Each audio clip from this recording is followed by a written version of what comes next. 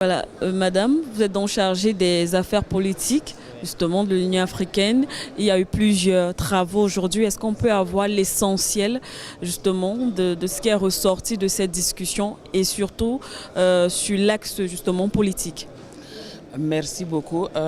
Depuis quelques jours, les organes délibérants de l'Union africaine sont réunis ici à Nouakchott. Il y a d'abord eu le comité des représentants permanents et le conseil exécutif de l'Union. Toutes ces réunions ont déjà eu lieu ici à Nouakchott pour préparer justement le sommet prévu demain. Mais en marge de ces réunions, comme vous l'avez dit, nous avons eu d'autres rencontres, dont la rencontre sur les femmes en politique. C'était un événement vraiment important parce qu'on constate, étant commissaire en charge des affaires politiques, on constate que les femmes, malheureusement, ont des difficultés à accéder au pouvoir. Elles ont des difficultés à se faire valoir. Elles ont des difficultés à percer d'une manière générale en politique. Les décisions sont prises à leur détriment et ce panel de haut niveau qui a eu lieu ce matin s'est penché sur cette question avec comment on peut améliorer la situation sur le continent pour permettre à cette population, les femmes, les filles sont plus de la moitié dans la plupart des pays africains, mais malheureusement sur le plan politique et économique d'une manière générale, les femmes peinent vraiment à se faire valoir, à trouver des solutions. Il y a beaucoup de facteurs. Vous me demanderez pourquoi. Pourquoi? Parce qu'il y a des pesanteurs socioculturelles. Elles n'ont pas de moyens. Il faut l'autonomisation au niveau des femmes sur le plan financier. Il faut former les femmes.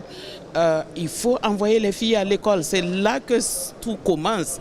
Une fille éduquée saura défendre ses droits, mais si elle n'est pas allée à l'école, elle n'a aucune formation, c'est difficile pour elle de pouvoir compétir avec les hommes malheureusement les jeunes garçons qui ont beaucoup plus de chances que les filles d'aller à l'école.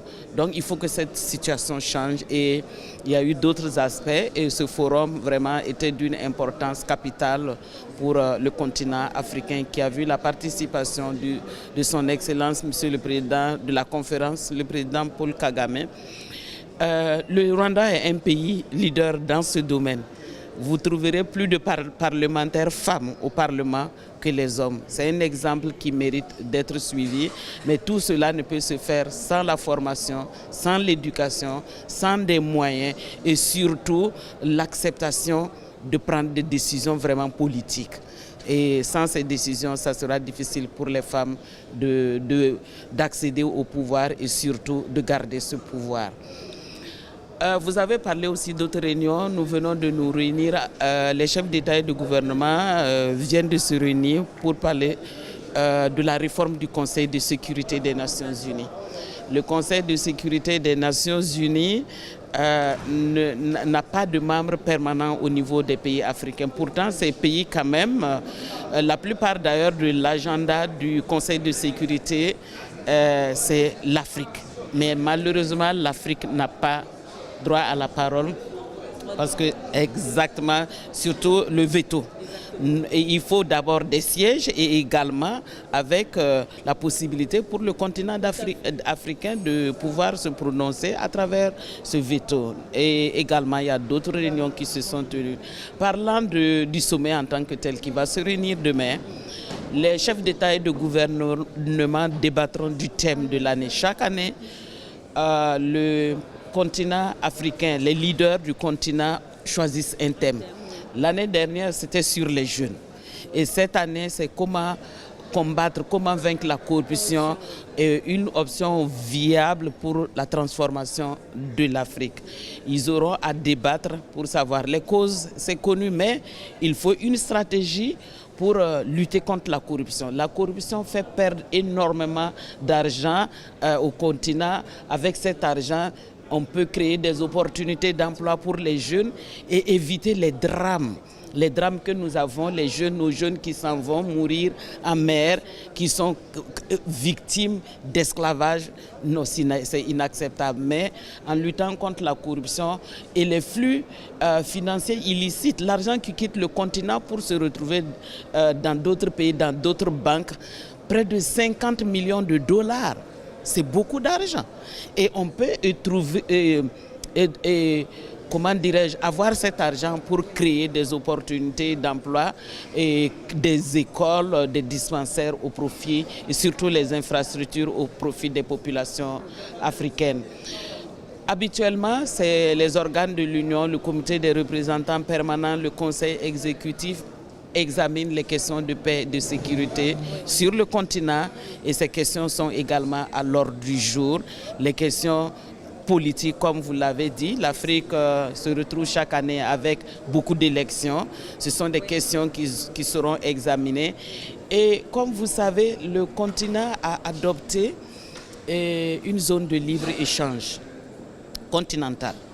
Et cette zone de libre-échange, les chefs d'État et de gouvernement se sont réunis au Rwanda et les chefs d'État ont signé le document concernant cette zone de libre-échange. Nous avons également un protocole sur la libre... Non, ce n'est pas effectif. Le processus prévoit d'abord la signature, la ratification et effectivement la mise en œuvre. On a l'approbation quand même. Oui, on a plus de la majorité des États membres qui ont signé ce document sur